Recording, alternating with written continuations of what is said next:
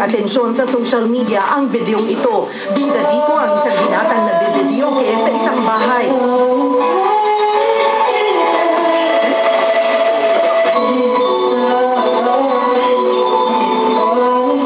Maraming netizens ang nagulat at namangha sa lalaking singer dahil bukod sa kanyang magandang boses, napag-alamang isa pala itong pulubi at may problema sa pag-iisip. Siya si Jason. Sa loob lang ng ilang linggo, umabot na ng mahigit 80,000 likes sa Facebook at YouTube ang kanyang video. Komento ng ilan, tumaas ang kanilang balahibo matapos mapakinggan ang pagkanta niya. Pero sa likod ng magandang boses, isang tao na humaharap sa madaming pagsubok. Sa lugar na ito, sinasabing tumatambay si Jason. Sa unang tingin, tila marami ang iniisip ng bansa na binata. Nang ako siyang kapanayamin, malalim ang kanyang mga salita. Isa lang ang buhay ng tao eh. Kasi is to believe. The more you talk, the more you make mistakes. Salamat sa Diyos at ako'y nananatiling buhay, kumakain ng maayos. Grade 6 na nang matigil sa pag-aaral si Jason dahil sa kanyang kalagayan.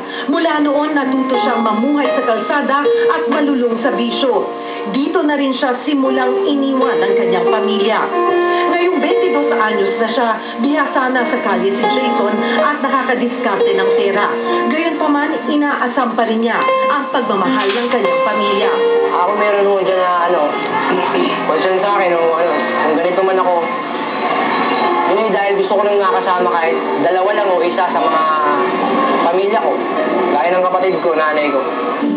Isang banda na nagpa-practice malapit sa tambayan ni Jason ang nakadiskubre sa talento ng binata. Isang araw nilapitan sila nito at sinabing mahusay siyang kumanta. Nang testing nila, agad silang namangha. Hindi raw nila inakala na ang isang palaboy at inuusyang baliw may tinatagong magandang boses. Noong time lang na yun, nung general rehearsal namin, nagsabi siya na gusto niyang kumanta. Time naman na yun, tapos na kami, tinesting namin. Tapos yung vocalista kumatangkad, si Chef. Sabi niya, sige na, try natin, kuha na natin ang video. Tapos i-upload natin sa internet. Ang naman namin dito sa Batang to, matulungan siya ng, yun nga, maisama sa banda. Tapos, para matulungan din siya na, malay mo, makita siya sa TV, makita siya ng mga kamag-anak niya. Hindi rin namin pinalampas na magsample ng kanta si Jason.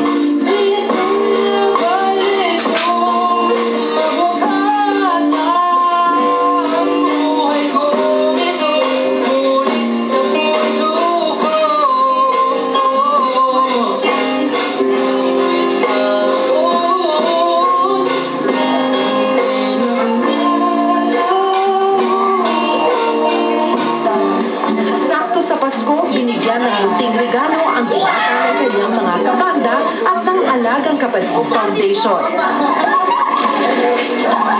Happy birthday to me. Sana magkaroon pa ako ng maraming birthday. At pasensya sa mga dinakain ko sa pag-ugali ko.